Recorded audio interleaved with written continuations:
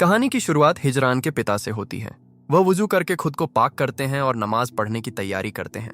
इसके बाद वह एक बर्तन लेते हैं और उसमें तेजाब नाम का जानलेवा पदार्थ डालते हैं। फिर वह एक कमरे के अंदर चले जाते हैं। अचानक हमें कमरे के अंदर से चीखने और मारने की आवाजें सुनाई देती हैं। कुछ देर बाद सारी आवाजें बंद हो जाती हैं। वह आदमी कमरे से बाहर निकलता है और तेजाब की दूसरी बोतल खोलता है। वह कलमा पढ़ते हुए तेजाब पी लेता है। तेजाब तुरंत उसके चेहरे और गर्दन को जलाने लगता है और उसका मांस गलने लगता है। इसके बाद उस आदमी की मौत हो जाती है। इन घटनाओं के 25 साल बाद हमारी मुलाकात हिजरान से होती है। हिजरान सिलाई का काम करती है और वह बिरोल नाम के एक बहुत प्यारे बच्चे की माँ है। उसके पति का नाम अदनान है। एक सामान्य दिन हिजरान अपने बेटे बिरोल के पास जाती है, जो लगातार रो रहा होता है। वह उसके लिए बनाया हुआ केक देखती है और उसे शांत करने की कोशिश करती है। इसके बाद हमें अदनान के बारे में पता चलता है, जो एक होटल में रिसेप्शन कर्मचारी के रूप में काम करता है। उसका दोस्त काम पर आता है और अदनान की जगह संभाल लेता है। अदनान उससे अनुमति लेकर अपने घर के लिए निकल जाता है। घर पर हिजरान अपने बेटे को शांत करने की कोशिश कर रही होती है, जो बहुत बुरी तरह रो रहा होता है। वह बिरोल को कमरे में ले जाती है और उसे खिलौनों के साथ खेलने के लिए छोड़ देती है। इसके बाद वह खाना बनाने चली जाती है। इसी दौरान वह अपने पति को फोन करके पूछती है कि उसे घर पहुंचने में और कितना समय लगेगा। अदनान उससे बिरोल के बारे में पूछता है। हिजरान बताती है कि बिरोल बहुत परेशान है और लगातार रो रहा है। अदनान कहता है कि वह घर आ रहा है और बिरोल को शांत कर देगा। अदनान अपने बेटे से बहुत प्यार करता था और उससे बहुत जुड़ा हुआ था। वह अपनी पत्नी से अपने लिए चाय बनाने के लिए कहता है। हिजरान चाय का डिब्बा उठाती है, लेकिन वह उसके हाथ से जमीन पर गिर जाता है। जब वह नीचे बैठकर चाय उठाने लगती है, तभी उसे अपने बेटे की आवाज के साथ एक जोरदार आवाज सुनाई देती है।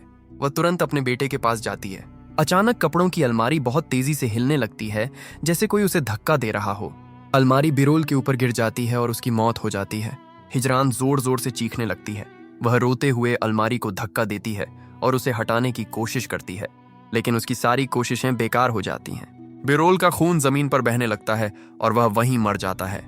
इन घटनाओं के 3 महीने बाद हिजरान अपने बेटे की कब्र पर बैठी हुई पेड़ों के सूखे पत्ते साफ कर रही होती हैं। उसके पास एक धार्मिक व्यक्ति बैठा हुआ कुरान पढ़ रहा होता है। उस समय हिजरान अपनी जिंदगी के सबसे बुरे दौर से गुजर रही होती है। वह बहुत दुखी रहती है और अपने बेटे को याद करके लगातार रोती रहती है। कुछ समय बाद हम उसे बिरोल के कमरे में जाते हुए देखते हैं। उसके हाथ में पानी और कपड़े का एक टुकड़ा होता है। वह दीवार पर लगे खून के निशान साफ करने की कोशिश करती है। तभी अदनान वहां आता है और उसे दीवार साफ करते हुए देखता है। वह हिजरान से कहता है कि क्या इन निशानों को मिटाकर वह बीती हुई बातों को भूल पाएगी।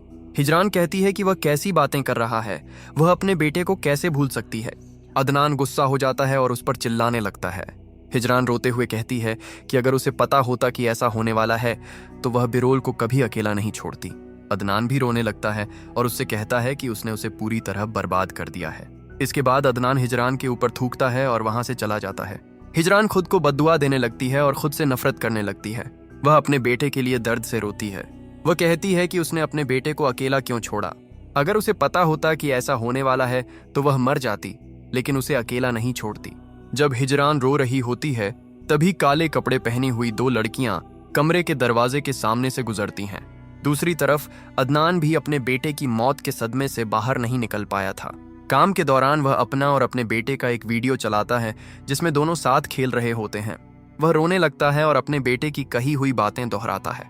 बिरोल की याद में वह बहुत दुख और बेचैनी के साथ रोता रहता है। दूसरी तरफ हिजरान बिरोल की चीजें और उसके खिलौने इकट्ठा करके एक डिब्बे में रख देती हैं। इसी दौरान घर की घंटी बजती है। हिजरान दरवाजा खोलने जाती है और अपने पति को देखकर हैरान हो जाती है। अदनान घर के अंदर आता है और हिजरान को चूमकर प्यार से उसका हाल पूछता है। हिजरान उसके व्यवहार से हैरान हो जाती है। बिरोल की मौत के बाद से अदनान उससे बात नहीं करता था और उससे नफरत करने लगा था, लेकिन अब वह मुस्कुराते हुए उससे बात कर रहा होता है। हिजरान की हैरानी और बढ़ जाती है। अचानक दोबारा दरवाजे की घंटी बजती है। उसके पति जैसा दिखने वाला व्यक्ति उससे दरवाजा खोलने के लिए कहता है। जब हिजरान दरवाजा खोलने जाती है तो उसे दरवाजे के पीछे से अपने असली पति की आवाज सुनाई देती है। अदनान गुस्से में उससे जल्दी दरवाजा खोलने के लिए कह रहा होता है। हिजरान वापस कमरे में जाकर देखती है तो उसके पति का रूप लेकर बैठा हुआ व्यक्ति गायब हो चुका होता है। बाहर खड़ा अदनान और ज्यादा गुस्सा हो जाता है। हिजरान बहुत डरी हुई हालत में दरवाजा खोलती है। कुछ समय बाद वह अपनी दोस्त आयनूर के पास जाती है और उसे सारी घटना बताती है। आयनूर कहती है कि शायद हिजरान सपना देख रही थी या उसे भ्रम हुआ था। हिजरान कहती है कि काश ये सब एक सपना होता। आया नूर उसे अब्दुल्लाह नाम के एक शेख के बारे में बताती है जो कुरान की आयतें पढ़कर लोगों का इलाज करता है। वह हिजरान से अपने साथ चलने और शेख को सारी बात बताने के लिए कहती है, लेकिन हिजरान गुस्सा होकर कहती है कि उसकी हालत में अब कोई चीज काम नहीं कर सकती। वो पूछती है कि कौन उसके बेटे को वापस ला सकता है। वह रात में सो नहीं पाती क्योंकि उसका बेटा कब्र में अकेला है और उसे ठंड लग रही है। वह हर दिन बिरोल के कपड़े धोकर सुखाती है, इस उम्मीद में कि वह वापस आएगा और उन्हें पहनेगा। वह कहती है कि अल्लाह के अलावा उसकी मदद कौन कर सकता है। इसी दौरान मगरिब की अजान होने लगती है और हिजरान अपने घर लौट जाती है। अब हम नेवरोज नाम के एक गांव में पहुंचते हैं। इसी गांव में हिजरान की माँ और उसके पिता की माँ रहती हैं। हम दोनों को मगरिब की नमाज पढ़ते हुए देखते हैं।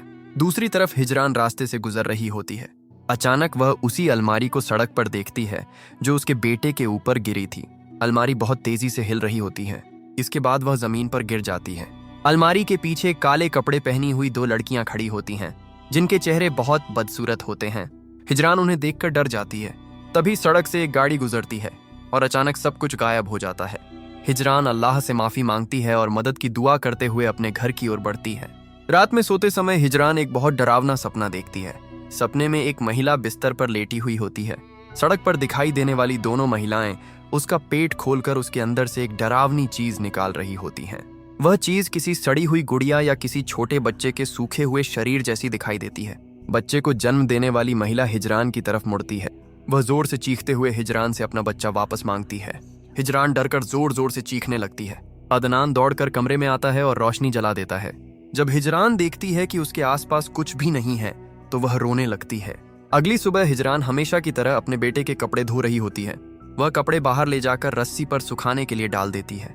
जब वह अंदर आती है तो अदनान को बैठा हुआ देखती है।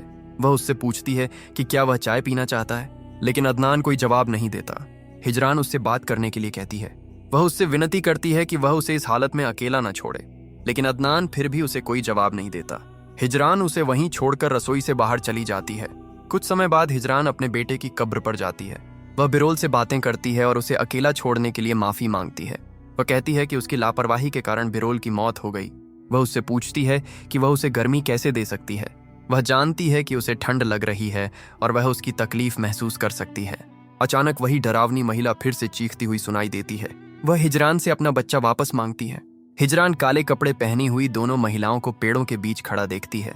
वे बहुत डरावने तरीके से हिजरान को घूर रही होती हैं। हिजरान डरकर वहां से तेजी से चली जाती है। घर लौटने पर वह देखती है कि उसके बेटे के कपड़े रस्सी से गायब हो चुके हैं।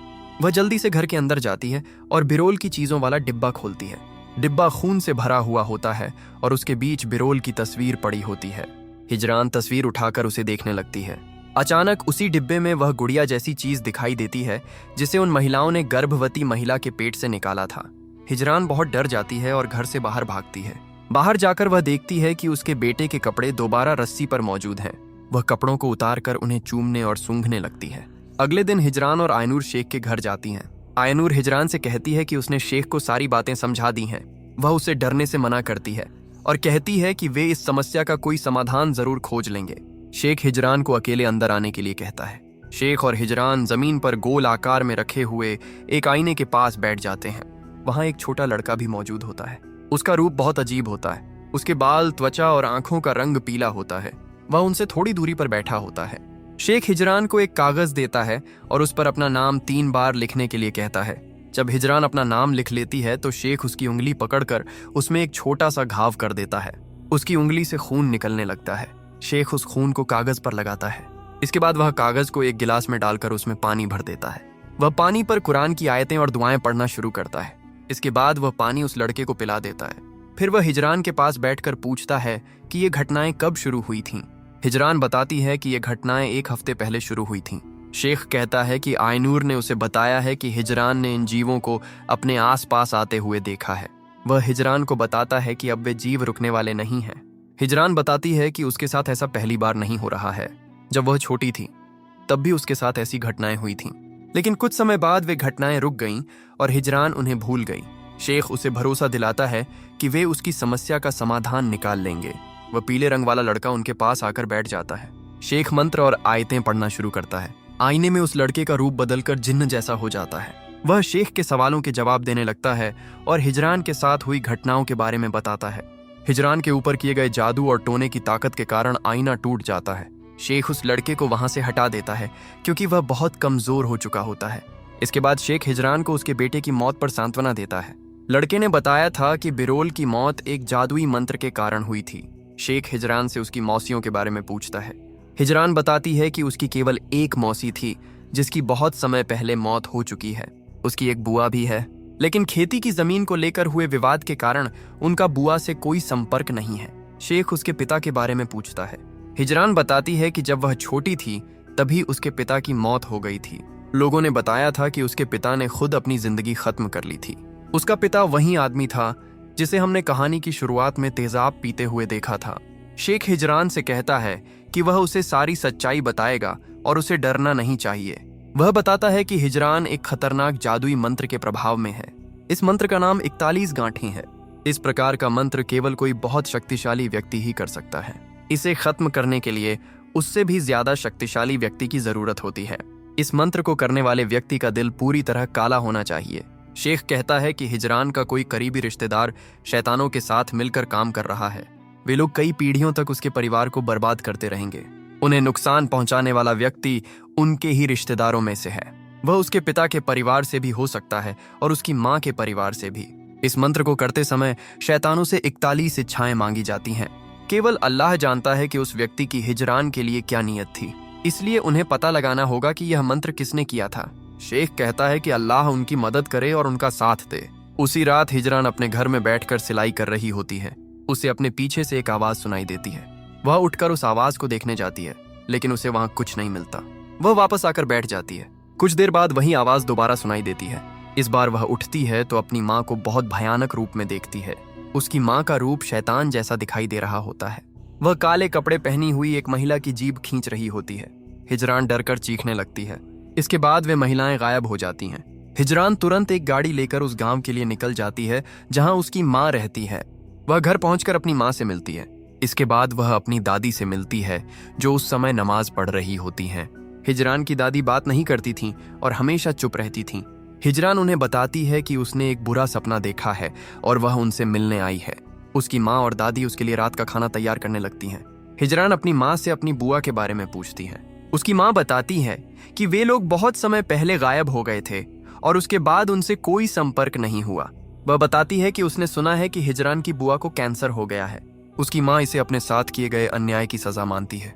इसके बाद हिजरान अपनी मौसी जहरा के बारे में पूछती है। उसकी माँ कहती है कि वह जहरा को नहीं भूली है और हमेशा उसकी आत्मा के लिए दान करती है। वह रोने लगती है और बताती है कि जहरा के बेरहम पति ने उनकी सारी संपत्ति बेच दी थी।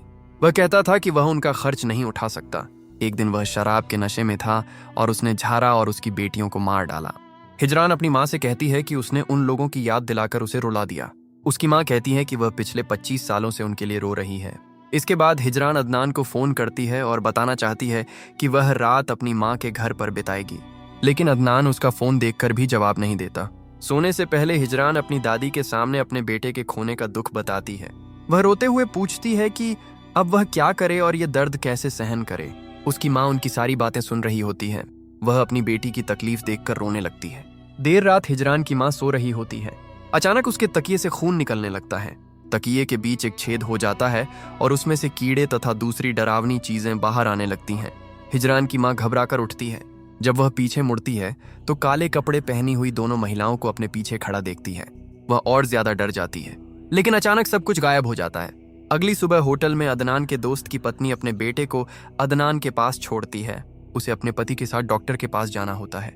वह कहती है कि बच्चे का पिता आने तक अदनान उसे अपने पास रखे। अदनान बच्चे को अपने पास बैठाता है और उसे अपना बेटा बिरोल समझने लगता है।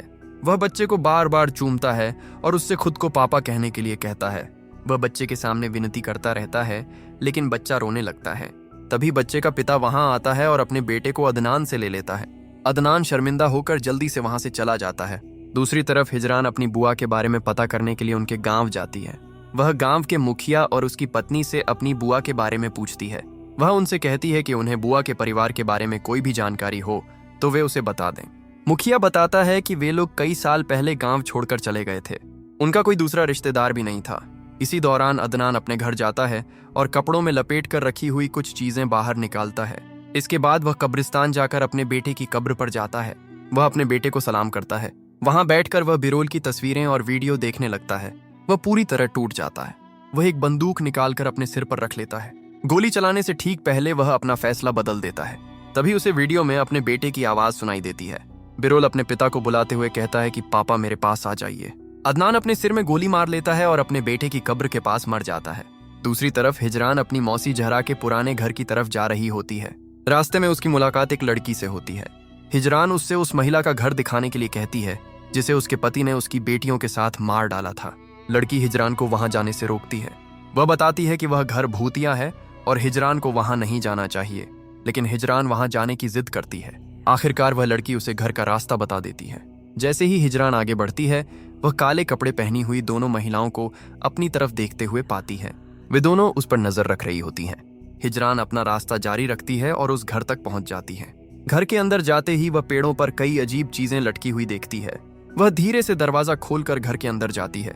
उसके अंदर जाते ही दरवाजा बहुत जोर से बंद हो जाता है और एक डरावनी आवाज सुनाई देती है। वह बहुत डर जाती है, लेकिन फिर भी आगे बढ़ती रहती है।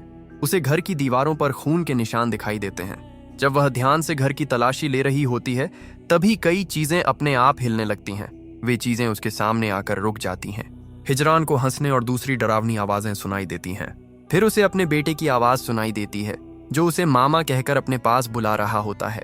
उस आवाज के पीछे चलते हुए हिजरान बिना सोचे एक बहुत डरावने कमरे में पहुंच जाती है। कमरे की सारी दीवारें खून से भरी होती हैं। हिजरान उस कमरे में अपने बेटे को खोजने लगती है। इसी दौरान कुछ लड़कियां उसके पीछे खड़ी हो जाती हैं। हिजरान बिस्तर के ऊपर से चादर उठाती है।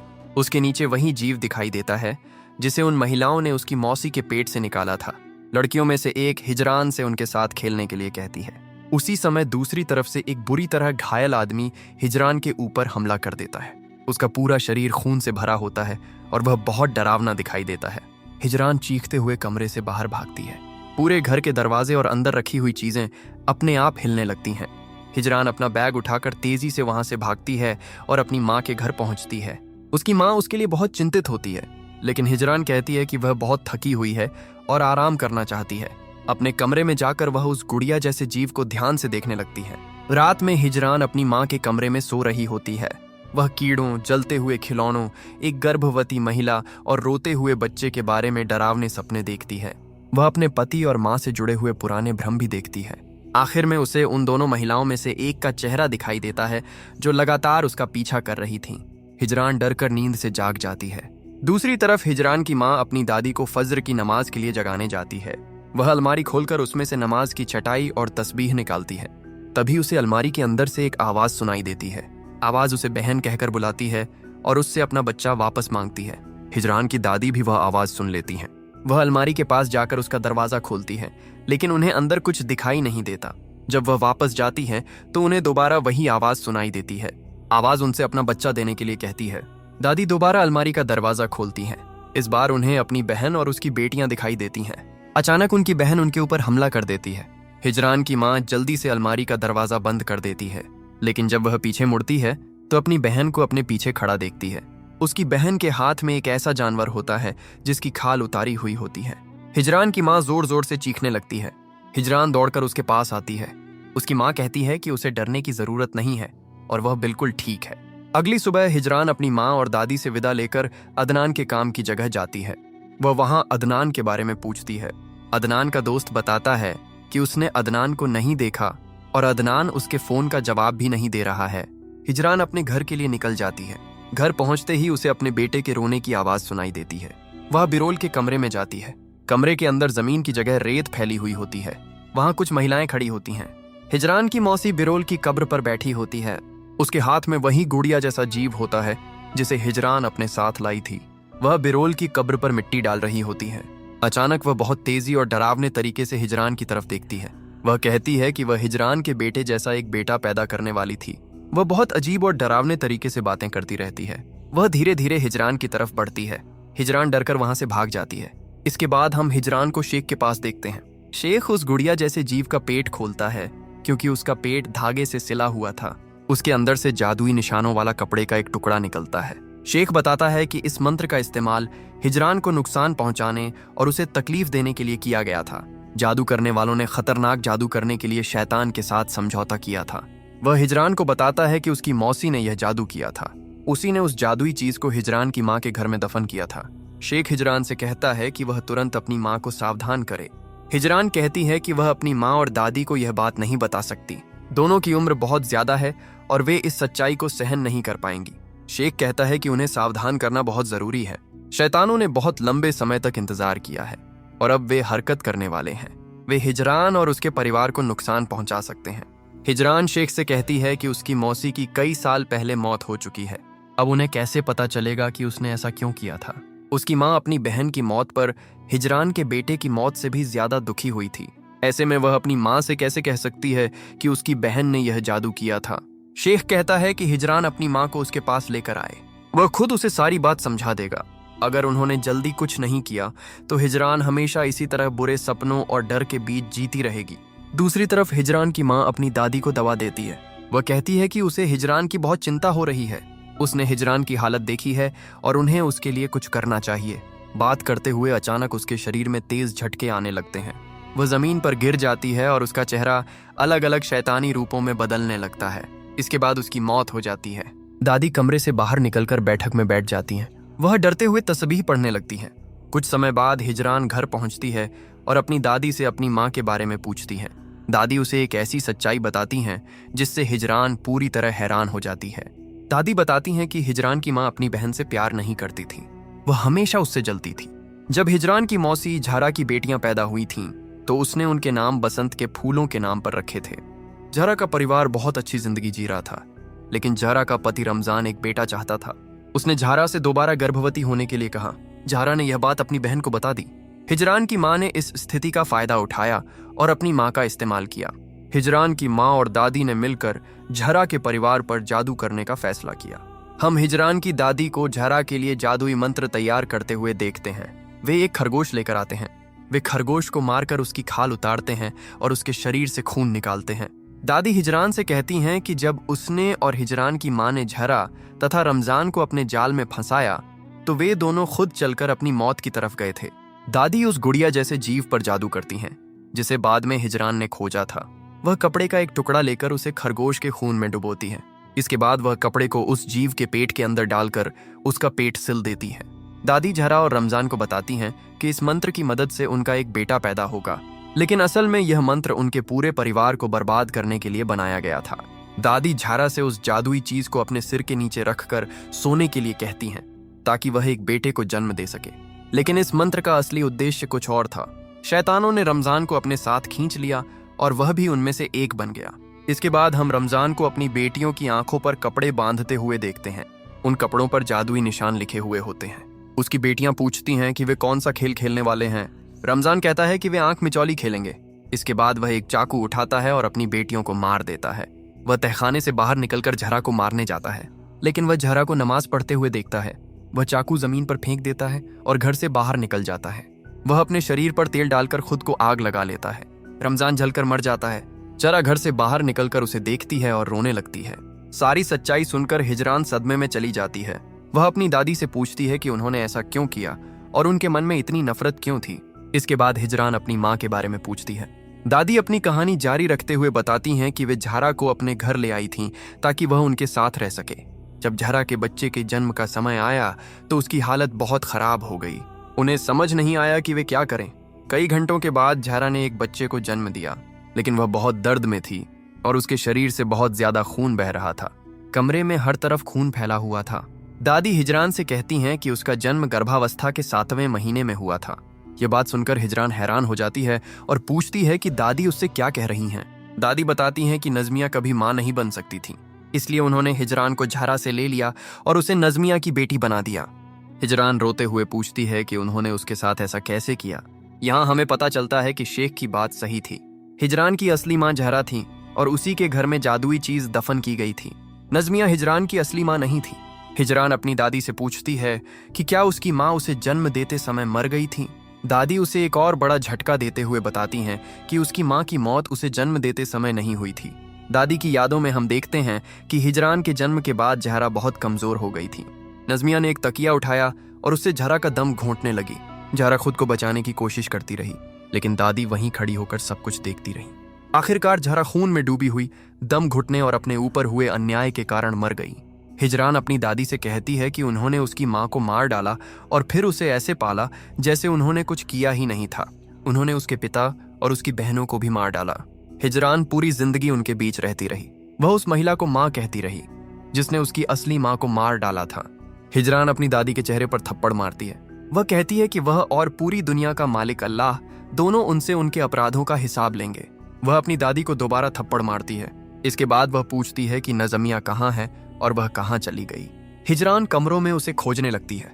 वह दादी के कमरे में जाती है और नजमिया को बहुत डरावनी हालत में मरा हुआ पाती है। हिजरान जोर जोर से चीखने लगती है। वह अल्लाह से उसकी मदद करने की दुआ करती है। इसके बाद वह अपना बैग उठाकर घर से बाहर चली जाती है। दादी अकेले बैठकर अपनी कहानी जारी रखती हैं। वह कहती हैं कि उनका बेटा उनसे नफरत करने लगा था। वह नजमिया के पति की बात कर रही थीं। वह उसी आदमी के बारे में बताती हैं जिसे कहानी की शुरुआत में तेजाब पीते हुए देखा गया था। दादी बताती हैं कि एक रात उसके हाथ में एक बर्तन था। वह दादी के ऊपर चिल्लाते हुए कह रहा था कि जिन लोगों ने उसे नुकसान पहुंचाया वे बच्चे थे। ऐसे लोगों के अपने बच्चे नहीं होने चाहिए। इसके बाद उसने दादी के चेहरे पर तेजाब फेंक दिया।